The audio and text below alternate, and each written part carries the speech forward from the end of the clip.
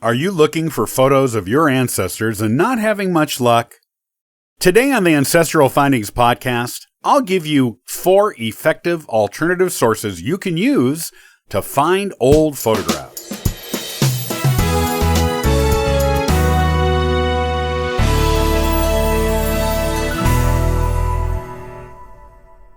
Locating old family photos is one of the primary goals for genealogists. Once the names and dates start coming in through basic research, it is only natural to want to know what these distant ancestors, who carried your genes and passed them on to you, looked like. Photography as we know it today was invented in 1839, and if you are very lucky, you might find old family photos from the 1840s and 1850s.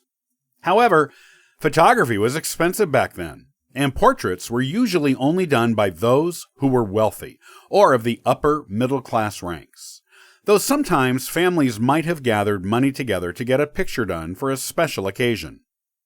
One popular reason for those of lesser financial means getting pictures done before the Civil War was to preserve the image of an elderly relative before they passed on to the next life. Strangely, this older generation did not think much of photography, and usually only did it to please their families. To them, it was a newfangled technology without much practical use, much as our grandparents and great-grandparents sometimes think of the internet and cell phones today. You are far more likely to find family photos of your family beginning around the time of the Civil War. Photography was becoming more of a middle-class thing by then, and had become popular enough to become affordable to the average income citizen.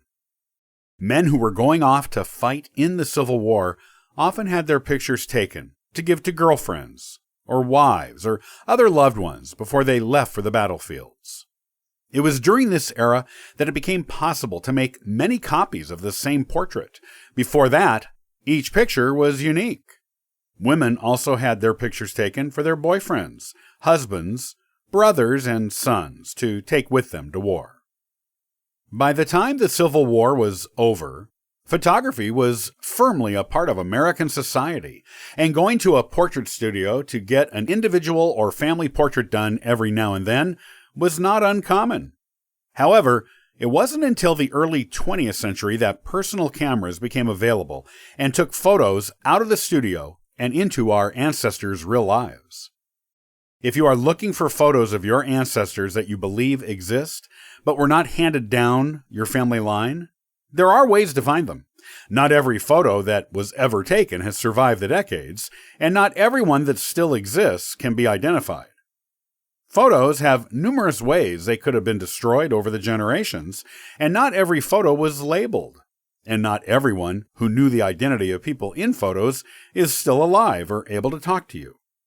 But you might still be surprised at some of the photographs that do exist out there. Here are some places you can start looking. Ancestry.com. They have a feature that allows users to upload photographs of ancestors. If distant branches of your family are using Ancestry.com, they may have uploaded photos you don't have. It is a good idea to enter your ancestors' names one by one and filter by entries that contain photographs. I found a lovely photograph of my great-grandmother's maternal grandparents this way. I already had a photo of her paternal grandparents that belonged to her. Her mother was the youngest in the family, and the photo of the grandparents had passed down the line of the oldest child in the family.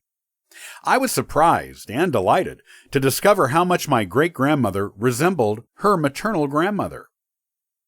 Deadfred.com.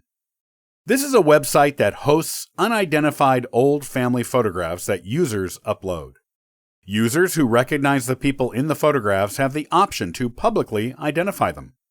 You can go on the site and search for photos of your ancestors using first and last names, or just surnames, and get a list of photographs other users have identified with those names.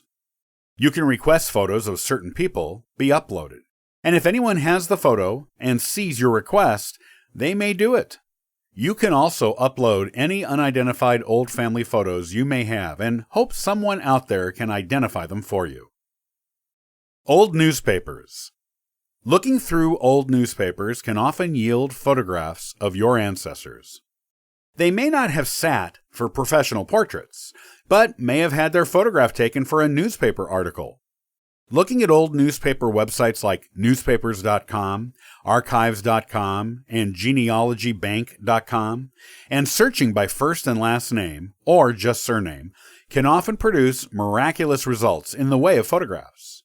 The only known photograph of one of my great-great-grandfathers was discovered this way, with a photo of him attached to his 1916 obituary. No branch of the family I've contacted in person or online has the original, and it appears to have disappeared from history. But the photo existed once and was reproduced in the newspaper, where many of his descendants have now obtained it. Ancestry.com also has a collection of old newspapers that may have photographs in them, but their collection is more limited in scope than the other sites. Still, it is worth looking at them all to locate those elusive photos. Old wills. This one requires a little bit more research, but it is worth it for the photographic prize it may yield.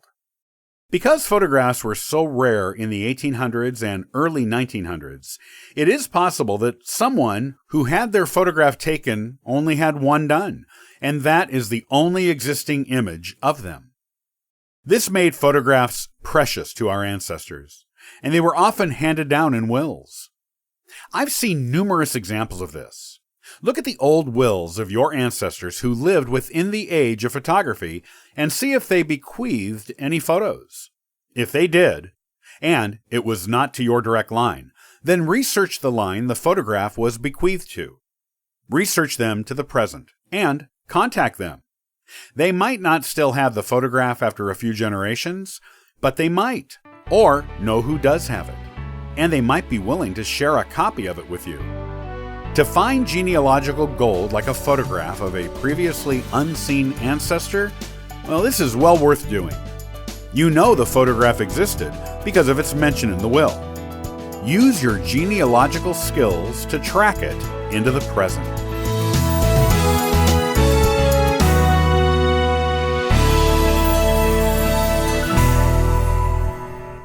Have you ever considered reading history to get to know your ancestors better? It is a wonderful way to do so. And next time on the Ancestral Findings podcast, I'll show you how it can help you bring them alive. Copyright by Ancestral Findings, all rights reserved.